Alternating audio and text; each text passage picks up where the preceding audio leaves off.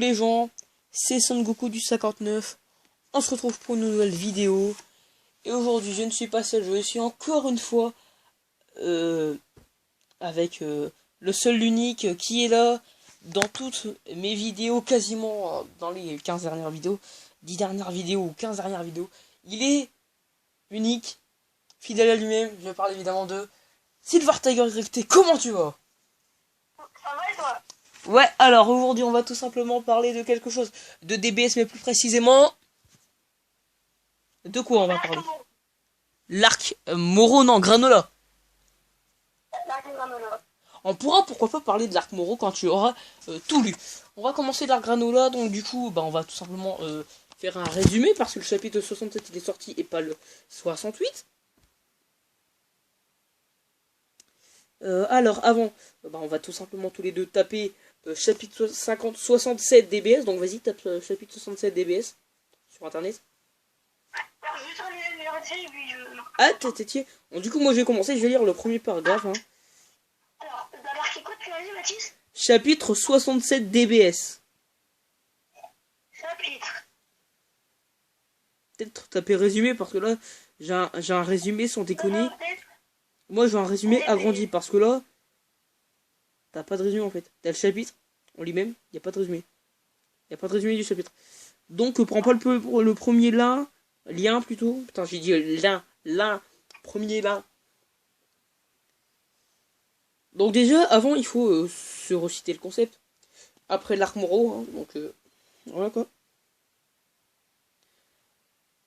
Peut-être taper résumé, non? Oui, je fais. Hein? J'ai trouvé. Parce qu'en vrai, il faudrait... Parce que là, c'est même pas un résumé, en fait. C'est même pas un résumé. Là, c'est un résumé du chapitre 66. Voilà, là, voilà, résumé du chapitre. Donc, tape Dragon Ball Super, chapitre 67, résumé. Donc, je commence, hein. Donc, moi, je vais prendre le premier paragraphe. Faut déjà qu'on ait le même, parce que si t'as pas le même résumé que moi, ça va pas aller. Déjà, tape chapitre 67 DBS résumé, et tu prends le premier résumé du chapitre 67 de Dragon Ball Super France. Donc, Dragon Ball Super France. voilà. Et donc, est-ce que tu tombes sur un truc où c'est écrit toute l'actualité de Dragon Ball Super? Non, je pense sur résumé du chapitre 67. Tape dessus, voilà, tape dessus, et là tu vas tomber sur un Gogeta avec écrit le logo Dragon Ball Super et Gogeta bleu à gauche. Non, je tombe sur Granola lui-même. Ah, donc, vas-y, descends, et là, est-ce qu'à un moment c'est écrit résumé du chapitre 67 de DBS? Oui. Est-ce que c'est écrit le chapitre démarre avec... Oui, c'est ça. On a le même résumé. Donc déjà, le titre du chapitre c'est conclusion et... Écrit conclusion et quoi? On est précis du chapitre quand même. On s'en fout. On s'en fout, mais ça doit être conclusion et la suite, je ne sais pas. Donc c'est le premier chapitre. Pas complet. Parce que c'est la fin d'Arc Moro, le début de l'Arc Granola. Donc du survivant Granola. Je lis le premier paragraphe du coup jusqu'à voulu. Je commence. Après tu feras le premier paragraphe. Le chapitre démarre avec la Z-Team qui court vers Goku, le félicitant d'avoir vaincu Moro et avoir enfin mis un terme à tout ça. Comme d'habitude, Vegeta et Piccolo restent en retrait. Vegeta restant neutre comparé à l'euphorie des autres. On voit également tous ceux qui étaient réfugiés au palais de Dieu se réjouir. C17 et C18 sont parmi eux. Puis les Yardras sur leur planète sont également heureux de cette victoire. Illico, à côté de se réjouit parce qu'il va pouvoir enfin rentrer. Vegeta vient alors vers Goku pour lui demander des explications sur l'incroyable puissance qu'il a déployée à la fin. Goku lui répond que lui aussi ne sait pas en détail de quoi il s'agit, mais que ça signifie qu'il y a encore sur Terre des personnes avec un énorme pouvoir qu'ils ignorent. Vegeta s'énerve en lui demandant s'il connaît cette personne, et lui demande encore des explications, mais Goku répond qu'il comprendra en temps voulu. Donc ce premier paragraphe, on comprend tout simplement que c'est la fête. Moro y était vaincu, tout le monde vient vers Goku, bravo. sauf Vegeta et Piccolo qui restent entrés, voilà. Et après on voit aussi, voilà, les autres planètes, au palier de Dieu. Et Vegeta et Goku qui se posent des questions. À toi Benji, donc à toi de lire le deuxième paragraphe. Alors, Dragon Ball Super est une série animée japonaise. Hein? C'est lequel de paragraphe? Attends, parce que toi t'es sur quoi? Toi t'as quoi? J'ai le patrouilleur, tout. Est-ce que t'as pas un truc où c'est écrit on revient donc, on concernait Oob? Où c'est écrit le chapitre démarre avec la Z-Team qui court vers Goku, t'as pas eu ça? C'est quoi? C'est leur montre. Attends, déjà toi t'es sur quelle page? On revient donc au concerné Oub. Après l'angle. Voilà, ici. Vas-y, relis de... On revient donc, vas-y. Alors, on revient donc au concerné Oub avec le grand Kaioshin, qui le remercie car il vient de sauver l'univers. Oub avec le grand Kaioshin, qui le remercie car il vient de sauver l'univers. Oub ne comprend pas de quoi parle le grand Kaioshin. Et il lui demande qui il est. Il lui demande qui il est. Il lui répond juste qu'il est en quelque sorte quelqu'un qui a une sorte de lien de parenté avec lui. Et Oub lui répond que ce n'est pas possible. Que ce n'est pas possible. Car il ne se rassemble pas, absolument pas Non, sur le grand Kaioshin. Sur ce, le grand Kaioshin lui dit au revoir. Vas-y. Vas-y, s'envole. Il dit au revoir. Vas-y, s'envole ou... S'envole pour ensuite disparaître sous les yeux ébahis de Oub. Pour ensuite disparaître sous les yeux ébahis de Oob. Comme on en appelle, si jamais vous comprenez pas, je répète. Vas-y, continue. Le grand Kaioshin s'était téléporté au palais de Dieu, où DMD est content de pouvoir. Même pas les écouteurs. Non. Je les ai donné Axel pour Matteux. Vas-y, reprends, Benji. Où DMD est content de pouvoir les rencontrer en personne. Après cette salutation, il laisse sa place à Ah bon? Bou et Satan, lui saute dessus tout content. Bon. Puis après encore, tu vas voir après rapide, d'accord? Qu'il soit rentré sauf. Qu'il soit rentré sauf. Donc, Va venir me la confirmer, c'est elle. donc du coup, qu'il soit rentré sauf, vas-y. Moi j'ai dit... T'es où? Bah du coup, moi j'ai dit... ton père y est arrivé, du coup j'ai dit... tout content qu'il soit rentré sauf. Du coup, j'ai fini ta phrase. Du coup, là ce qu'on en conclut dans ce paragraphe, tout simplement, c'est que on voit Boo et le grand Kaioshin, Oob et le grand Kaioshin, et Oob ne se comprend pas pourquoi le grand Kaioshin dit qu'ils ont un lien de parenté. Bah, tout simplement parce que Oob est la réincarnation de Boo. Et oui. Donc on va donc continuer, et maintenant on va... Ah oui, c'est vrai. Ensuite, le grand Kaioshin, il se téléporte sur la Terre. Bam. Et donc, il laisse la place à Boo. Donc on va... pour ça, allez voir si vous avez le tome 10, dernier chapitre. Et sinon, je sais plus c'est lequel. Attendez, je vais vous dire exactement. 48. Allez voir la fin du chapitre 48 et allez sur Dragon Ball sur internet où vous tapez Dragon Ball Super Scan chapitre 48 et vous voyez à la fin. On voit qu'il y a le grand Kaioshin à la place de Boo. Donc du coup, Satan, le grand Kaioshin laisse la place à Boo. Et là, on va tout simplement arriver, bien sûr, ce que je vais dire. Boo ne comprend pas de quoi il parle car il n'a pas bougé du palier de Dieu pour lui. Parce que le grand Kaioshin, lui, a bougé. Ou il n'a fait que dormir. Il semblerait qu'il n'ait aucun souvenir de quand le grand Kaioshin prenait possession de son corps. Satan propose alors d'organiser un énorme festin chez lui pour fêter ça. Nos héros fêtent donc la victoire chez Satan. Quelques jours plus tard, SK revient sur la planète de Namek et les utiliser Dragon Ball pour amener les planètes et les gens tués par Moro à la vie. On nous montre comme exemple la planète Zune et ses habitants qui sont revenus. Tout est revenu à la normale, à l'exception d'un apprenti ange. Et là, on n'en sait pas plus. Et donc, Goku... Et donc, ce qu'on en sait...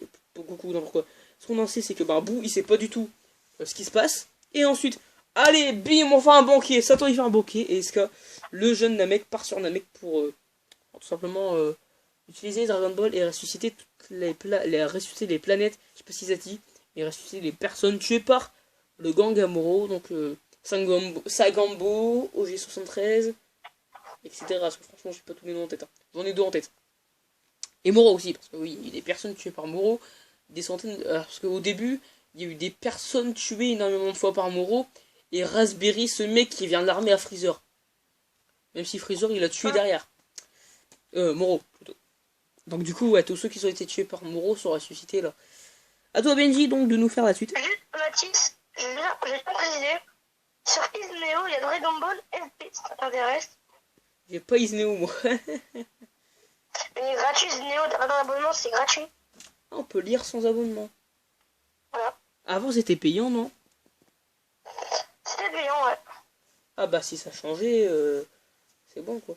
Bon, du coup, à toi de lire le prochain chapitre. Payant. Hein? C'est payant. Putain, tu me fais une fausse joie. Vas-y, il est la suite. Juste, attends.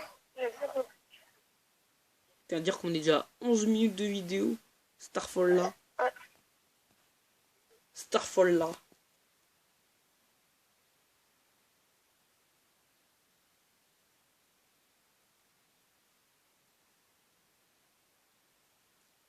Benji, on attend que tu lises.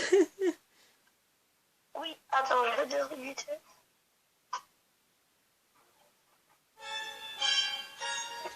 Tun, tun, tun, tun, tun, tun, tun, tun.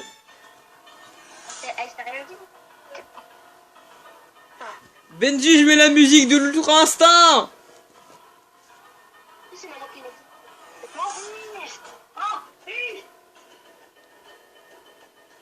Benji, t'es prêt? Oui, attends. Tu me dis quand t'es prêt. Hein. Parce que là, je mets la musique de Goku Ultra Instinct, t'entends pas la musique, toi, c'est normal. Comme on en appelle. Comment ça va, mes abonnés? Et le nouveau qui s'est abonné il y a pas longtemps, merci à toi. Si tu veux, mets ton numéro de téléphone en description, comme ça on pourra jouer à 10 jeux si t'aimes bien Dragon Ball.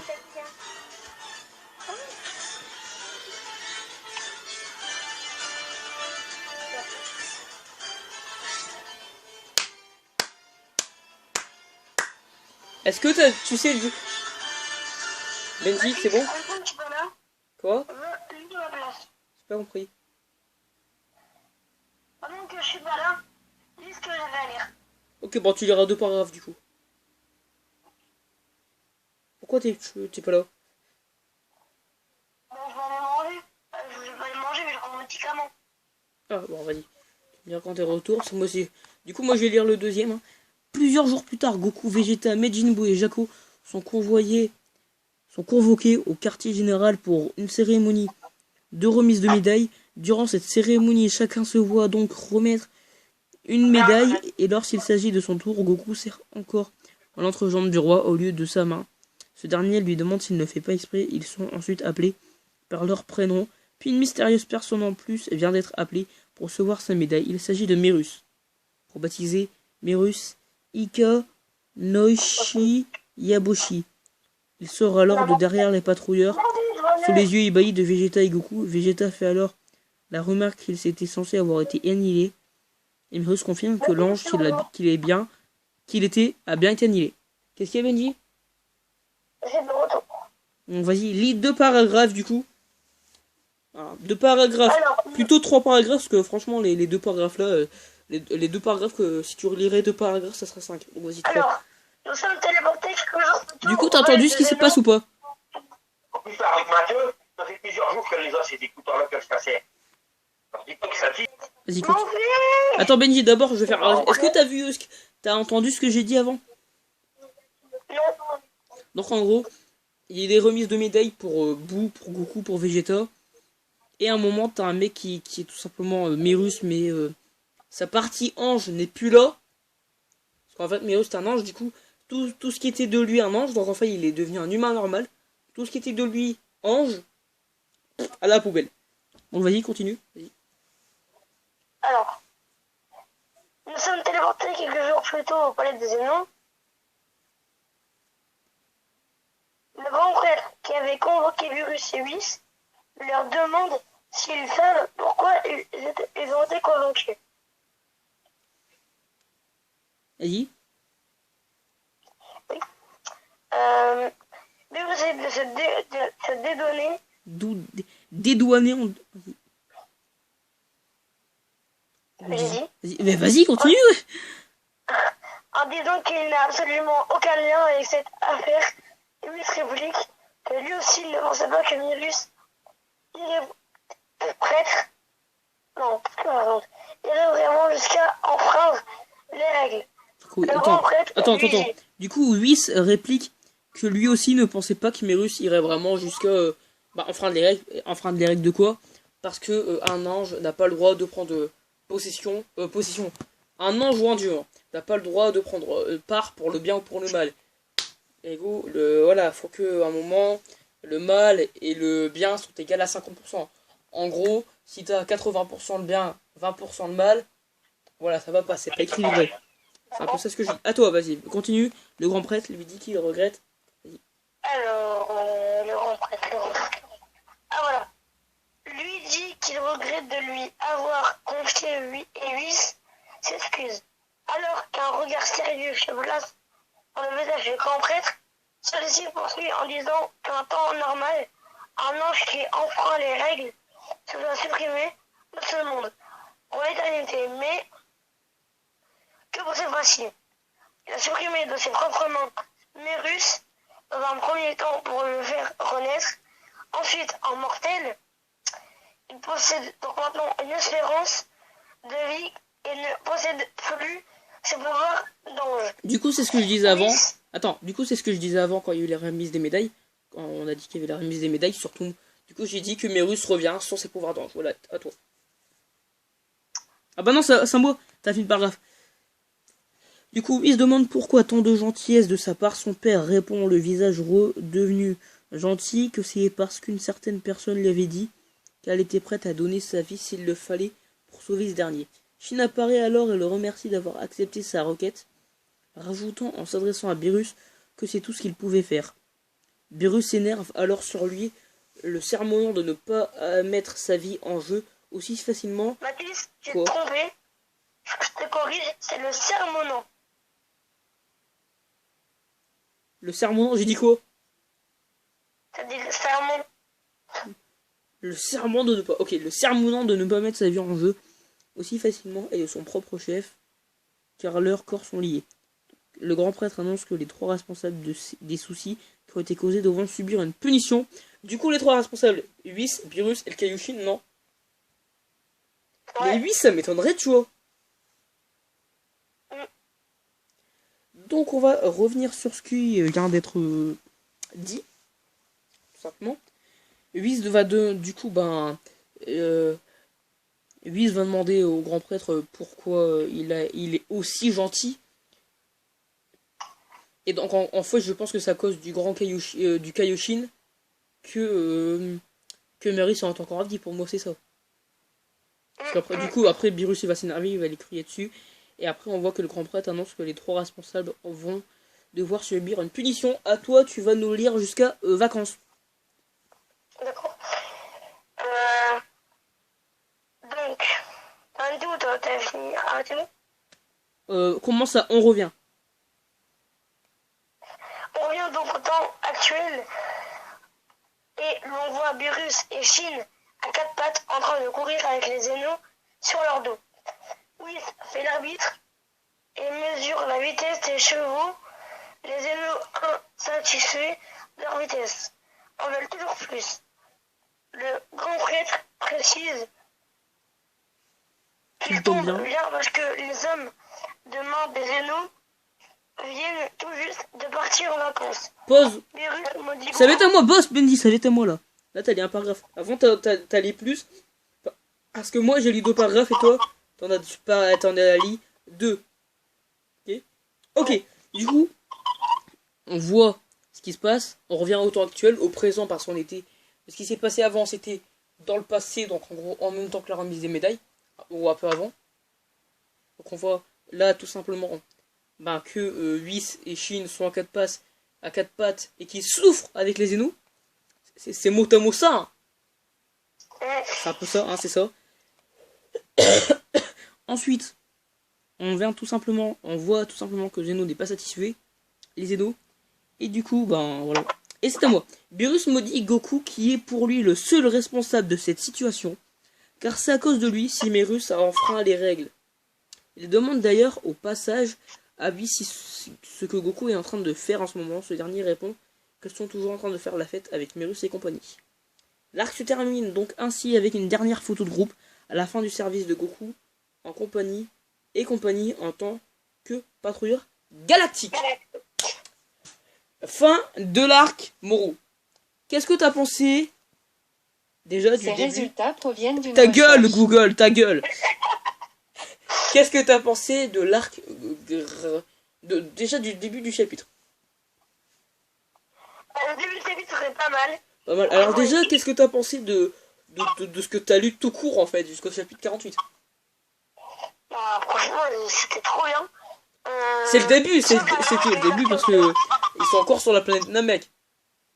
Je te prêterai le tome 11 et 12 lundi peut-être, je ne sais pas. Donc c'est à toi, tu vas lire de l'univers jusqu'à Zizani. Vas-y. Alors, jusqu'à 6 amis. Zizani, ouais. L'univers de nouveau en temps de paix. Attends, juste pause, on est dans le début de l'arc Granola du coup, vas-y. Voilà. Début de l'arc du survivant Granola. L'univers est de nouveau en temps de paix. Goku se prélasse devant son PC, alors qu'un de ses collègues lui demande s'il a fait sa ronde. Ce dernier répond qu'il vient de la finir et qu'actuellement il fait une ronde sur le net. Son collègue regarde par-dessus lui et remarque qu'il est sur des sites de vente aux enchères. J'avais oublié ça.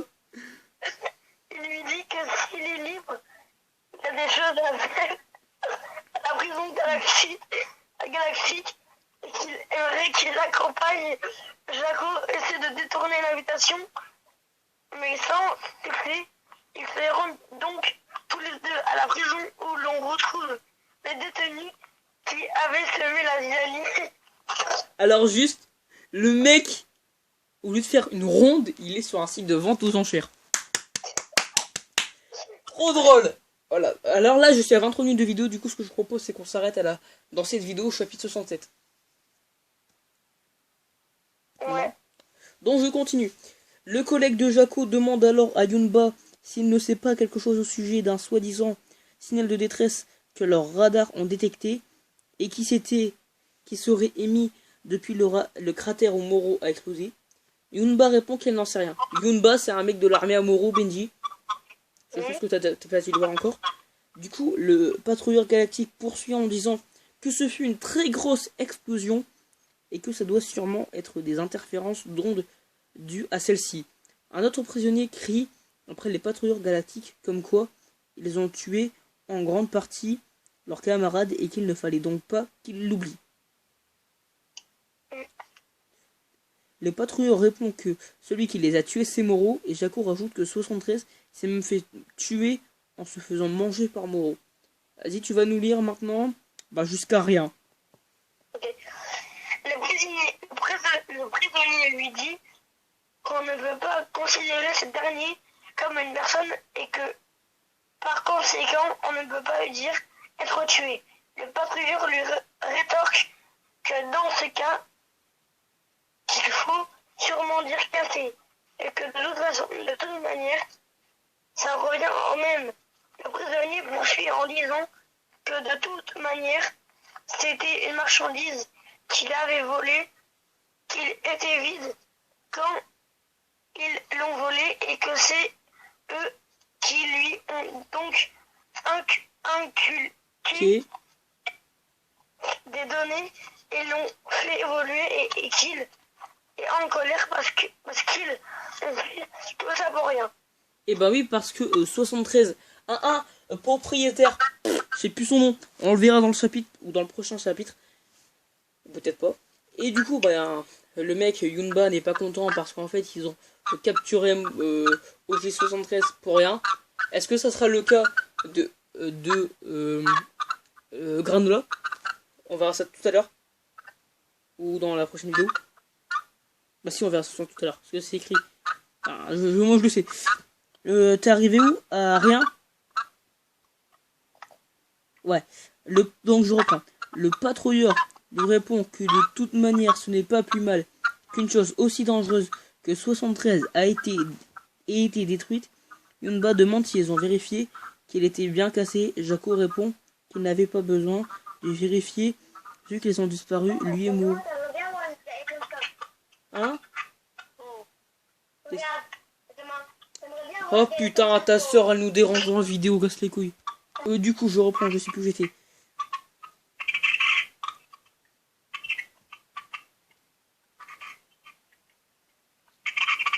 Jaco répond qu'il n'en avait pas besoin de vérifier vu qu'ils ont disparu lui et Moro et qu'il n'en reste rien. Tout au long de ce dialogue, on nous montre le cratère sur Terre et l'on voit une sorte de forme de vie qui se déplace pour finalement se poser sur la moitié de la tête de 73 et la détruire. Qui déclenche le fameux signaux de détresse. Alors Benjamin, maintenant tu vas nous lire de alors jusqu'à interférence. Jusqu'à interférence? Ouais. D'accord. On est à alors. Interférence, c'est où? T'es où toi? Comment on dégage le signal de détresse? Bah en dessous. Donc, alors c'est en dessous. Alors qu'il s'éloignait. Qu'il s'éloigne. C'est là? Non, vas-y. Parce que t'as dit s'éloigner, mais c'est s'éloigner. Comment on débâcle des rebords? Alors qu'il s'éloignait des cellules des prisonniers, le collègue de Jaco lui demande s'il a bien vérifié le cratère. Il lui répond anxieux que bien sûr, il a regardé minutieusement depuis le haut du cratère. Le collègue propose donc qu'il aille vérifier une fois de plus dans le doute. Continue. Une fois sur place, Jaco qui a plongé dans le cratère lui confirme qu'il n'y a rien et qu'il lui avait bien dit qu'il avait vérifié. Le collègue lui répond que les signaux ont aussi cessé. Que ça devait vraiment être des interférences. Ok. Bon, on va finir le chapitre là parce que je crois que ma mère m'a appelé. Puis de toute façon, on va arrêter bientôt là.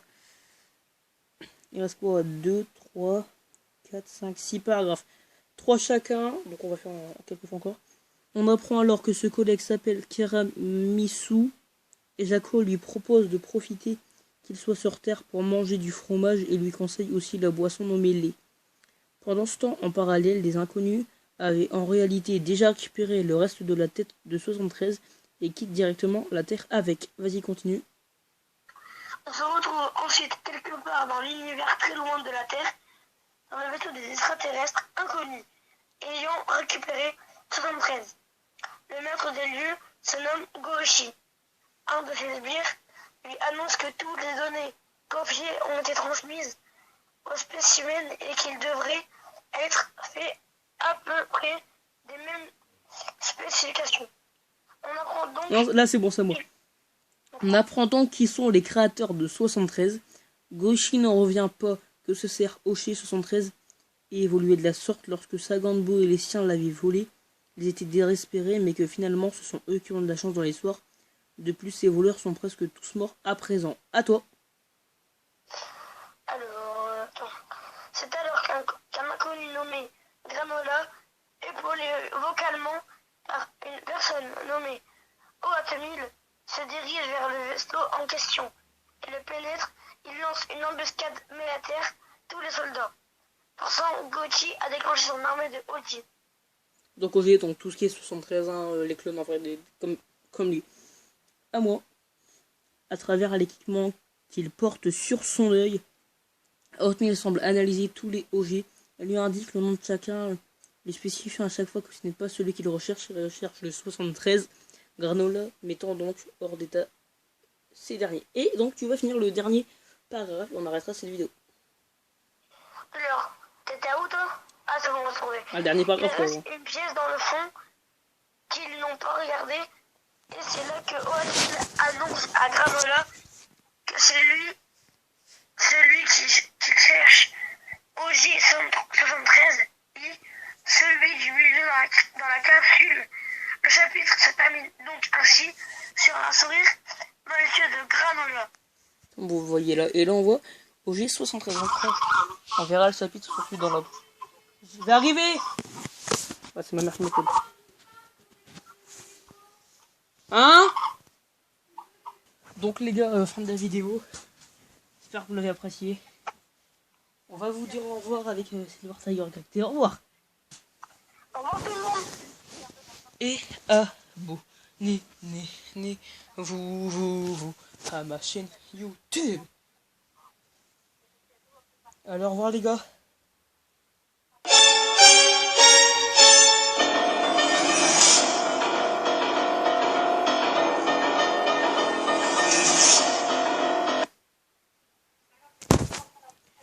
Donc voilà, maintenant je vais tout simplement mettre ça.